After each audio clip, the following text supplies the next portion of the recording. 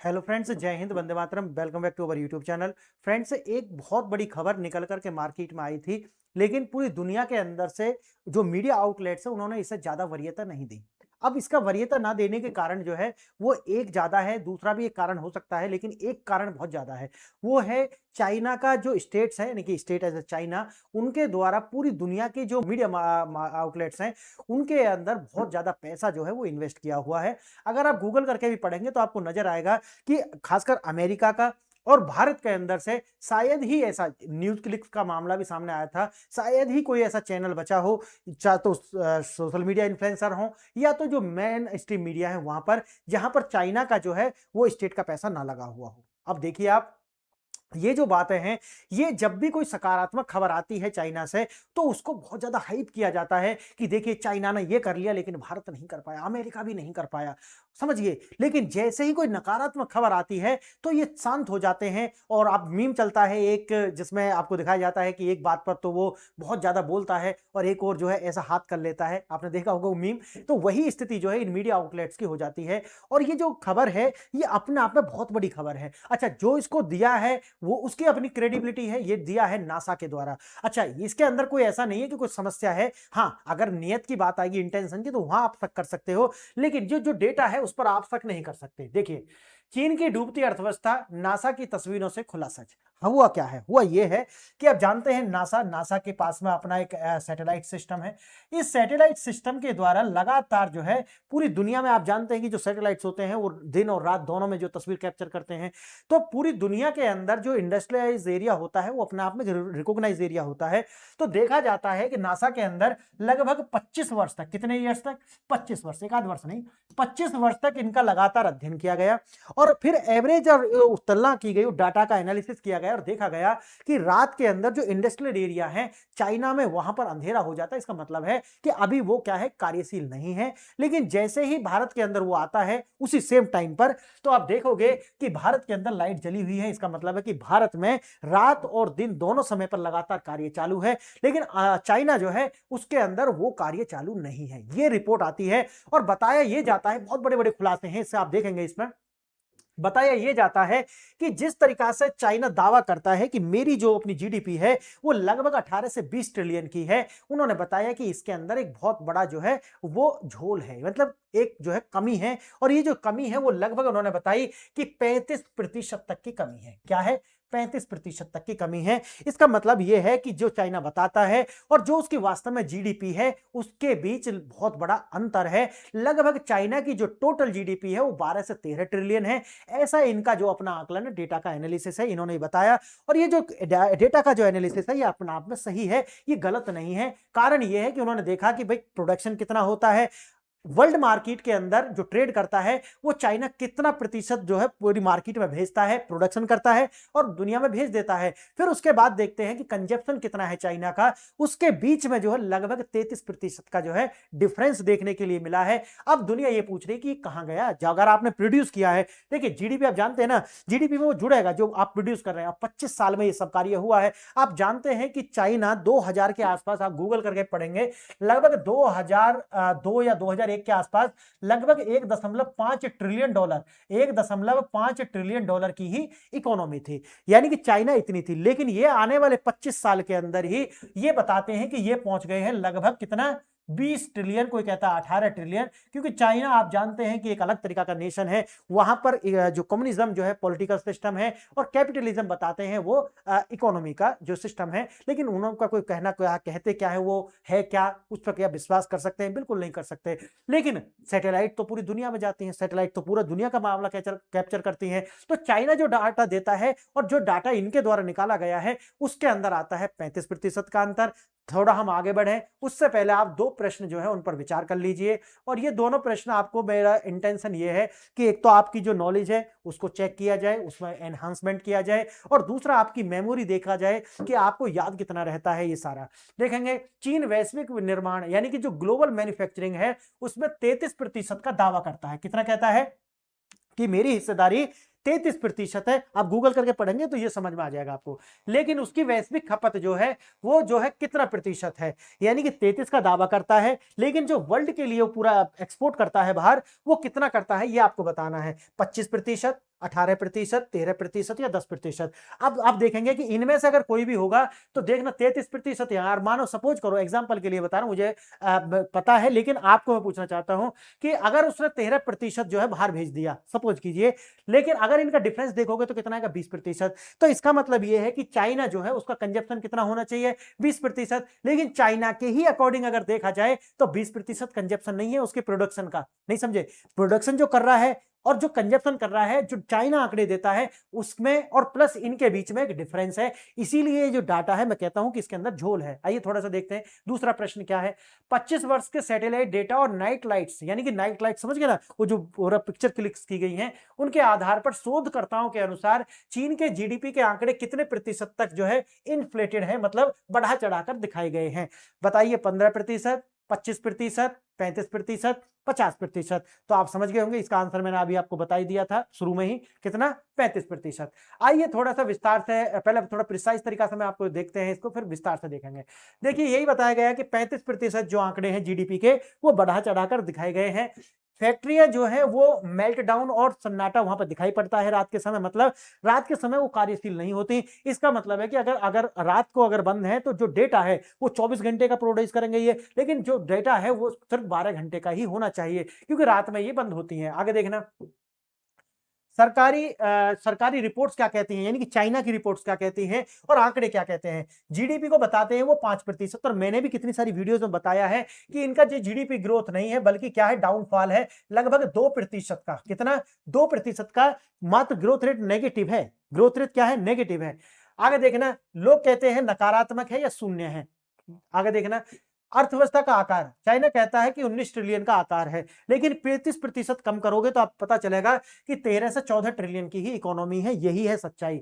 आगे देखेंगे real estate. देखो मैंने एक पूरी वीडियो बनाई थी कि चाइना का जो जीडीपी है उसमें रियल एस्टेट की जो हिस्सेदारी है अप्रोक्सीमेट 30% है, लेकिन उसके अंदर जो है वो नेगेटिव ग्रोथ रेट है। और ऐसा मैं नहीं कह रहा हूं, जाइए थोड़ा सा रिसर्च कीजिए, आपको पता चल जाएगा। अगर 30% की हिस्सेदारी का जो है नेगेटिव ग्रोथ रेट है तो फिर आप सोचिए 5% कैसे हो गया। यही देखो आंकड़े का अगर आप एनालिसिस करोगे तो आप आंकड़ों तक पहुंच जाओगे। चाइना क्या कहता है इसकी ज्यादा आपको फिक्र करनी नहीं है, सच्चाई सबके सामने आ जाएगी। देखना, 23 से लेकर के 50% तक की जो गिरावट है वो रियल एस्टेट में मैंने बताई थी 30% है, यहां पर 23 से लेकर के 50 के आसपास दिखाई जा रही है कि भाई क्योंकि जो खरीद रहे हैं वो डाउनफॉल जा रहा है। जिस प्राइस पर घर खरीदे जा रहे हैं इसे हम बोलते हैं घोस्ट बिल्डिंग्स। क्या बोलते हैं, जाइए गूगल करके पढ़िए कि घोस्ट बिल्डिंग इन चाइना, आपको पता चल जाएगा कि गगनचुंबी इमारतें तो हैं लेकिन खरीदने वाला कोई नहीं है। आज जिस प्राइस पर खरीद रहे हैं कल वो उस प्राइस पर बिकेगा ही नहीं, ये समस्या है। आगे और देखेंगे थोड़ा, गहराता संकट और भविष्य की जो दिशा है वो क्या कहती है। बैलेंस शीट रिसेप्शन और डिफ्लेशन, जापान की तरह चीन जो है वो डिफ्लेशन का जाल में फंस चुका है। लेकिन समस्या यही नहीं रुकती, समस्या यहां रुकती है कि चाइना जो है वो एजिंग हो रहा है, एजिंग यानी कि लगातार बूढ़ा हो रहा है चाइना। और चाइना जब बूढ़ा हो रहा है तो एवरेज एज क्या आती है निकल करके वर्कफोर्स की, वहां पे लगभग 40 से 44 वर्ष। कितना, 40 से 44 वर्ष, ये है लेबर पार्टिसिपेशन वर्कफोर्स का एवरेज एज। समझ गए मेरी बात। आगे देखना, वहीं पर आता है बटर के बजाय टैंक पर फोकस, यानी कि चाइना जो है अब वो इकोनॉमी की सुरक्षा नहीं कर रहा है। आपने देखा होगा कि चाइना से लगातार कुछ नकारात्मक खबर आती हैं, पश्चिम की मीडिया भी जो है थोड़ा सा तूल देती है, वो है कि चाइना में कुछ सब कुछ ठीक नहीं है। ये बात जरूर ठीक है, जितना पश्चिम की मीडिया दिखाती है बड़ा चढ़ा करके उसमें जरूर कुछ ना कुछ कमी है। लेकिन एक बात जरूर है कि चाइना में सब कुछ ठीक नहीं है, क्योंकि जो इनकी सिक्योरिटी काउंसिल थी उसके अंदर 7 मेंबर थे, उसमें से एक शी जिनपिंग थे और 6 और थे, उनको हटा लिया गया 6 को, और उनको पूरी तरह से हटा करके कहां गायब किया हुआ है कुछ नहीं पता है। तो चाइना में सब कुछ ठीक नहीं है। तो आज इकोनॉमी पर ध्यान चाइना का नहीं है बल्कि शी जिनपिंग और ये जो पूरा एक अपना पॉलिटिकल सिस्टम जो है उसको बचाने पर ध्यान है। लेकिन कब तक बचाएंगे, आने वाला देखते हैं क्या होगा। सामाजिक अशांति और जनसांख्यिकी की गिरावट, मैंने आपको बताया कि वन चाइल्ड पॉलिसी जो इन पर थोपी गई थी, याद रखना, सब पर ध्यान देना, चाइना ने अडॉप्ट नहीं की थी, चाइना की बनाई हुई पॉलिसी नहीं थी। आप जाइए और एक हेनरी किसिंजर है जो कि डिप्लोमेट रहे हैं अमेरिका के, उनकी किताब है उसमें जिक्र आया है कि रूजवेल्ट और निक्सन के काल में इनके ऊपर ऐसी पॉलिसी थोपी गई थी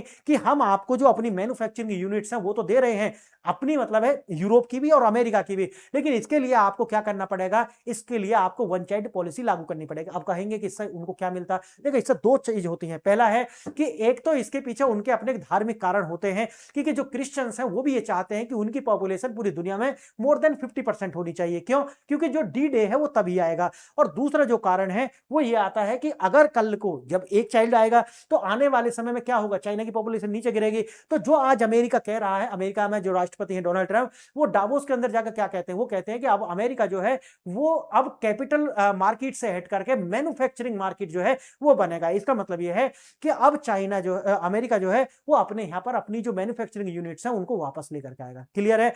यानी कि अगर आप चाइना आज भी उनके पास में इसी तरीका का डेमोग्राफिक डिविडेंड होता तो चाइना से फैक्ट्री कभी भी निकल के भारत या फिर अमेरिका नहीं जाती। क्लियर है? तो ये एक लंबा विजन था उनका इसे लेकर के। आइए थोड़ा सा आगे देखते हैं। ये दोनों प्रश्न मैंने आपको दिखा दिए हैं। देखिए 2015 रोशन और 2024, 2015 में ये तस्वीर थी चाइना की।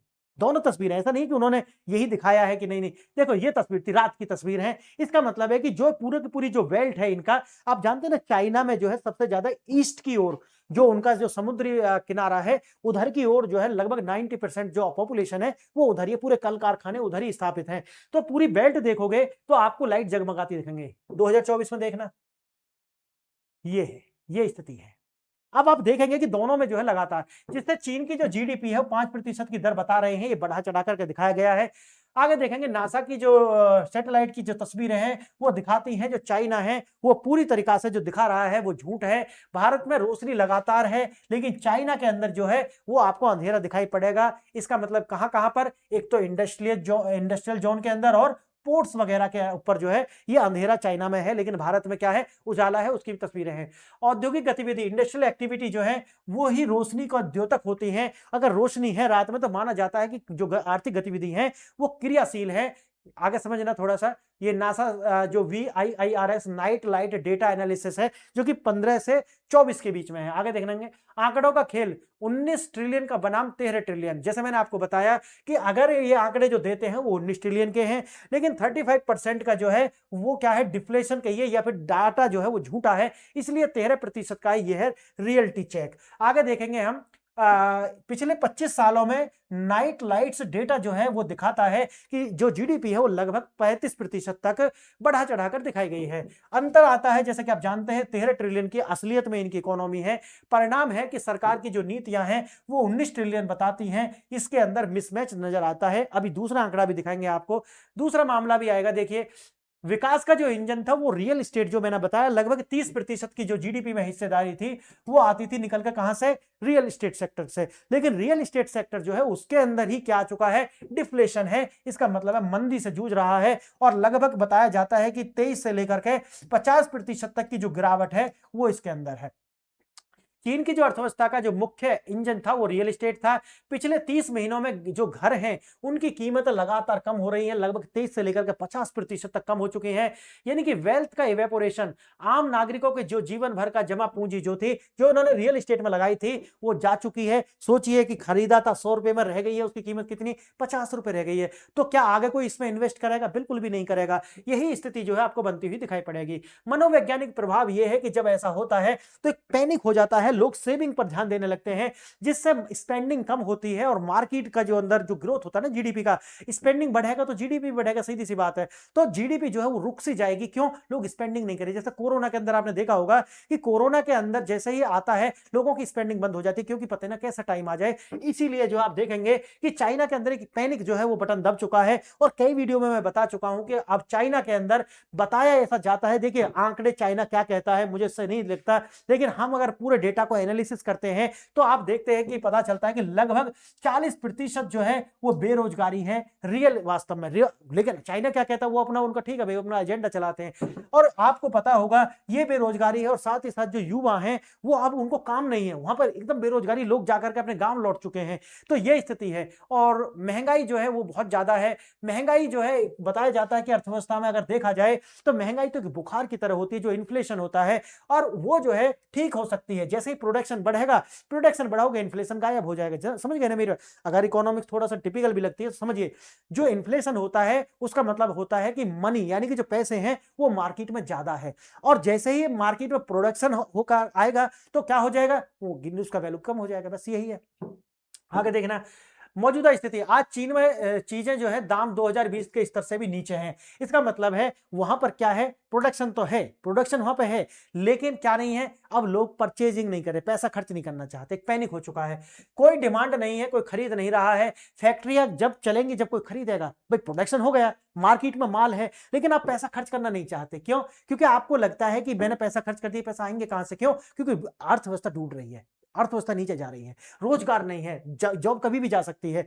और कह कुछ सकते नहीं हो आप। चाइना में अगर आपने चाइना के खिलाफ बोला तो सही जगह, और लेकिन जो चाइना की स्थिति है वो क्या है, वो एक बहुत बड़ा जो है संकेत है, और ये आता है इनका जो है डिफ्लेशन से। आगे देखेंगे, उत्पादन बनाम खपत, यही सीधा सीधी से जो मैंने आपको बताया कि ग्लोबल मैन्युफैक्चरिंग, तीसरा जो आंकड़ा है वो निकल करके आता है, जो बताया गया ना 35% की जीडीपी में जो कमी है, वो तीसरा आंकड़ा यहां से निकल करके आता है कि चाइना कहता है कि ग्लोबल मैन्युफैक्चरिंग में उसकी हिस्सेदारी 33% है। पूरी दुनिया का जो ग्लोबल खपत है, चाइना का जो माल है चाइना का, वो आता है 13%। कितना? 13%। बीच में अंतर कितना आया? 20% का। तो अब बताइए बाकी का जो 20% है वो सामान कहां जा रहा है? उसका मतलब वो चाइना की मार्केट में लगना चाहिए, लेकिन चाइना की मार्केट क्या कह रही है? अभी मैंने आपको ऊपर बताया कि पैनिक है, लोग पैसा खर्च करना नहीं चाहते। इसका मतलब है कि माल है चाइना के अंदर, लेकिन लोग खरीद नहीं रहे हैं, क्योंकि आप ये जानते हैं कि एक स्थिति के बाद में सैचुरेशन आ जाता है इकोनॉमी के अंदर। चाइना उसी को फेस कर रहा है। बात आती है डंपिंग की। चीन अपनी फैक्ट्रियों को जो चालू रखने के लिए लागत से भी कम कीमत पर क्या कर रहा है, जो भी ईवी, जो इलेक्ट्रिकल व्हीकल्स होते हैं, स्टील होता है, सोलर प्लेट्स होते हैं, इनको डंप कर रहा है दुनिया के अंदर। अगर ये कर रहा है तो WTO जो है इसके ऊपर संज्ञान लेगा और इस पर प्रतिबंध लगाए जाएंगे। आगे देखना, दुनिया ने बंद किए दरवाजे और ट्रेड वार की शुरुआत। चीन में अपनी जो डिफ्लेशन की दुनिया को एक्सपोर्ट करने की जो कोशिश है वो नाकाम हो जाएगी, और हो भी रही है। कारण क्या है?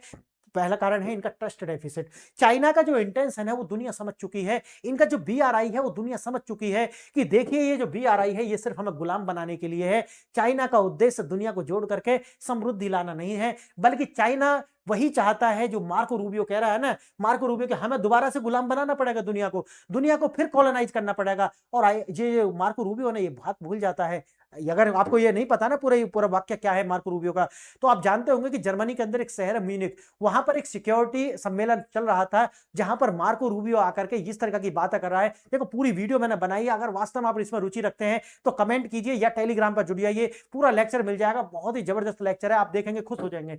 देखना इसको, यूरोप और अमेरिका एंटी डंपिंग जंग शुरू कर दी है और ट्रेड बैरियर्स जो है लगा दिए गए हैं। अब यूरोप और अमेरिका जो है, मैंने आपको एक वीडियो अलग से बनाई थी कि किस तरीके से अब रूस जो है वो भी दूर जा रहा है चाइना से, और अमेरिका और रूस के द्वारा बैक विंडो यानी कि अलग पर्दे के पीछे की कहानी चल रही है। उसके लिए भी आप टेलीग्राम से जुड़ जाइए। फैक्ट्री मेल्ट डाउन हो रही है, गोदाम भरे पड़े हैं, लोग जो है वो परचेज नहीं कर रहे हैं क्योंकि उनको कल जॉब चली जाएगी पता नहीं। बेल्ट एंड रोड जो है वो पूरी तरीके से गरीब जो देश थे उनको इन्होंने क्या डेट ट्रैप में फंसा दिया था, इनके ऊपर से ट्रस्ट डेफिसिट जा चुका है। असंतोष और क्रांति की आहट, युवाओं का जो मोह भंग हो रहा है। मैंने एक वीडियो बनाई थी अगर आपको याद हो कि मोदी जो है वो बहुत ज्यादा पॉपुलर हो रहे हैं चाइना के अंदर, लेकिन फिर भी चाइना ने उनको बैन क्यों किया हुआ है, ये वीडियो थी और मैंने वहां पर बताया था कि आज जो है वो चाइना कहता था कि मेरे पास तो फायरवॉल है, यानी कि चाइना की ग्रेट फायरवॉल ऐसा बोलते थे, लेकिन आज के टेक्नोलॉजी ने चाइना की जो ग्रेट फायरवॉल थी उसको ब्रेक डाउन कर दिया है। और चाइना ने जो एक बनाई थी ना, एक इमेज बनाई थी भारत की और डेमोक्रेटिक नेशंस की, कि देखिए वहां क्या है, भारत के पास गरीबी है, भारत के पास बेरोजगारी है, हमारा देश बहुत अच्छा है। और ये वही मॉड्यूल था जो रूस के द्वारा अपनाया गया था कि देखिए अमेरिका के अंदर क्या है, रूस के लोग तो सबसे ज्यादा खुश है, कुछ करो या मत करो सब कुछ खाने के लिए मिल रहा है, अमेरिका में तो आपको काम करना पड़ेगा, सर्वाइव करने के लिए आपको रोज बनना पड़ेगा। आज भी आप देखते हैं ना भारत के अंदर भी, अरे भारत में ही खुश हो, विदेश जाओगे तो क्या हो जाएगा, आपको भारत के अंदर रहो, ऐसा बोलते हैं बहुत सारे लोग। ये वही है जो मैं आपको बता रहा हूं। तो चाइना के अंदर अब जो बच्चे हैं, जो युवा है, वो लेट करके क्या देख रहा है, वो देख रहा है कि भैया भारत गरीब नहीं है, भारत के पास तो गाड़ी भी निर्माण हो रही है, भारत के हमारे पास क्या डीप सीक है जो कि एकदम फ्रॉड है, भारत के पास देखिए सर्वम AI है जो कि ऑफलाइन जाकर के भी 22 भाषाओं में काम करता है, अपनी भाषाएं बनाई गई हैं, एक्यूरेसी OCR आप देखोगे ना, ऑप्टिकल कैरेक्टर रिकॉग्नाइजेशन, वो 84% ज्यादा है उनसे। और भारत उसका एक V3 जो LLM बनाया गया ना, V3 बुलबुल नाम है उसका, इसका सर्वम का, वो बिल्कुल ऐसा बोलता है जैसे कि हम नेटिव स्पीकर होते हैं हिंदी के। तो गजब है, गजब एकदम। आगे देखना विरोध प्रदर्शन, एक साल में लगभग 5,000 से ज्यादा जो है प्रोटेस्ट छोटे मोटे चाइना के अंदर हो चुके हैं, और आप जानते हैं कि चाइना में प्रोटेस्ट को किस तरीके से दबाया जाता है। आगे देखेंगे बदलता हुआ नैरेटिव, लोग अब समृद्धि यानी कि प्रॉस्पेरिटी के बदले आजादी चाहते हैं। देखिए ये सबसे बड़ी है। देखिए आपको समृद्धि तभी तक चाहिए जब तक गरीबी है, लेकिन जब आप अमीर हो जाते हैं तब आपको फ्रीडम चाहिए। याद रखना, पेट भरते ही फ्रीडम चाहिए, पेट भरते ही अपनी बात कहने की आपको स्वतंत्रता चाहिए, जीवन की स्वतंत्रता चाहिए। सब याद रखना, यही तो चाइना का, और CIA तो लगा हुआ है, अमेरिका का जो डीप स्टेट है वो लगातार लगा हुआ है कि चाइना को डिस्टर्ब किया जाए और चाइना के अंदर वही चूरन बांटा जाए डेमोक्रेसी का, जो इन्होंने अरब स्प्रिंग में बांटा है। आगे देखना, शासन की रणनीति, अर्थव्यवस्था नहीं सुरक्षा पहले। सरकार ने मान लिया है कि अर्थव्यवस्था को नहीं बचाया जा सकता, इसीलिए अब प्राथमिकता शासन बचाना है। सुना है ना ब्रेड एंड बटर वाला, टेक द ओवर बटर, यानी कि अब इन्होंने क्या किया है कि ठीक है इंडस्ट्री तो जब होगी होती रहेगी, अब हमको पहले सरकार बचानी है, क्योंकि CIA और डीप स्टेट लगा हुआ है। शुद्धिकरण, पुराने जनरल्स और उनका जो मैंने शुरू में बताया है उनको पूरी तरीके से बदल दिया गया है, और चीन की जो सत्ता है उसके लिए जो भी खतरा होगा उसको वो अलग हटा देंगे। आगे देखना, चीन एक फोर्ट्रेस यानी कि किला है उसमें तब्दील हो गया, और यही जो तब्दीली है ये इनके लिए बहुत बड़ी समस्या करने बनने वाली है। हाँ, एक बात और आपको याद रखनी पड़ेगी कि चाइना जो है उसका अपना एक अलग तरीका का मोटिव रहा है, और वो ये जानता है कि देखिए रूस कोलैप्स इसलिए किया था क्योंकि उसने अपनी अर्थव्यवस्था और साथ साथ जो पॉलिटिकल सिस्टम है उसको ओपन कर दिया था। चाइना कहता है कि देखिए मैंने अर्थव्यवस्था को ओपन किया है, लेकिन जो पॉलिटिकल सिस्टम है हमने उसको अभी भी क्लोज रखा हुआ है। अब चाइना को लगता है कि देखिए ये इतिहास अपने आप को दोहरा रहा है। जैसे 1912 में जो किंग राजवंश जो था, जिसे हम किंग राजवंश कहते थे, उसका जो पतन के समय भी हालात कुछ ऐसे ही थे कि बाहरी दबाव और आंतरिक जो है आर्थिक जो कमजोरी है वो देखने के लिए मिली थी। यानी कि 1912 में जो हुआ था, क्या वो 2026 या 30 तक होने की संभावना है? आगे देखना, जापान से तुलना, जापान जब आर्थिक मंदी में गया था तब वे सुपर रिच था, चीन रिच होने से पहले ही क्या हो चुका है, बूढ़ा हो चुका है। और यही दिक्कत यहां पर आती है, और यही स्टैग्नेशन जो है, स्टैग्नेशन का मतलब समझते हैं आप, रुक जाना, यानी कि आर्थिक गतिविधि जो है वो रुक चुकी है क्योंकि स्पेंडिंग नहीं है, लोगों के अंदर एक डर है। 13 से 14 ट्रिलियन डॉलर की जो अर्थव्यवस्था बाहरी दुनिया के बिना अपने आप में जो है सस्टेन कर पाना बिल्कुल संभव नहीं है। और आपने एक न्यूज और सुनी होगी, आपने देखा होगा कि लगभग 1.1 ट्रिलियन डॉलर का जो है सरप्लस बताया है चाइना के द्वारा।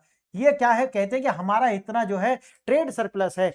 ये इससे सिर्फ क्या है, याद रखना, इससे पूरे वेस्ट और यूरोप और अमेरिका जो है सबकी कान खुल गए हैं कि अब चाइना को रोकना पड़ेगा। चाइना को रोकेंगे नहीं तो चाइना जो है सबको लपेटेगा। आगे देखेंगे नासा की जो तस्वीरें हैं केवल बिजली जाने के संकेत नहीं है, ये एक महाशक्ति के रुकने का जो है संकेत है। रियल एस्टेट, रोजगार और निर्यात तीनों एक साथ आकर के जो है एक स्तंभ बनाते हैं, अगर ये तीनों ही हिलेंगे तो जो है नहीं टिक पाएगा आगे। चीन अब एक विकास के रास्ते से हटकर सर्वाइवल के रास्ते पर जा चुका है, क्योंकि अब जो वेस्टर्न इंटरफेरेंस इनके अंदर होगा और एक बड़ा आंदोलन हो सकता है आपको देखने के लिए मिले, जैसा कि आपको ईरान के अंदर देखने के लिए मिला है।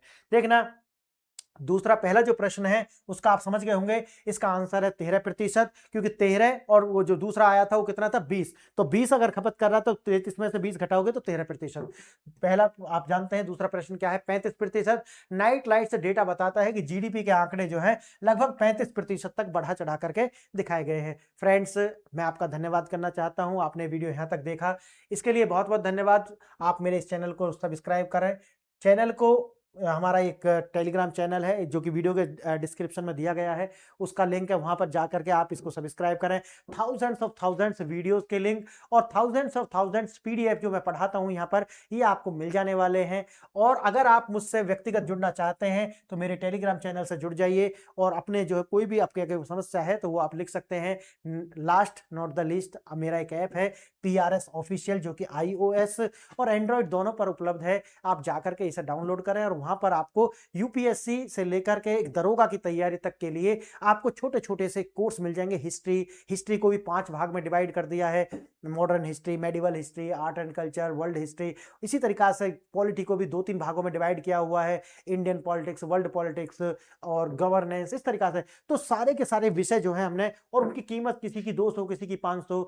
एक बार खरीदोगे तो आप डाउनलोड करके अपनी जो गैलरी में सेव कर सकते हैं, और ऐप पर आप 2 साल तक जुड़ सकते हैं। आपके लिए 2 साल का सब्सक्रिप्शन होगा, जहां पर मैं आपके लिए अलग से जो वीडियो बना करके अपनी भी और AI से भी वीडियो जनरेट करके वहां पर डालूंगा। तो फ्रेंड्स, यही है आज के लिए। आपने वीडियो देखी, इसके लिए धन्यवाद। जय हिंद, जय भारत।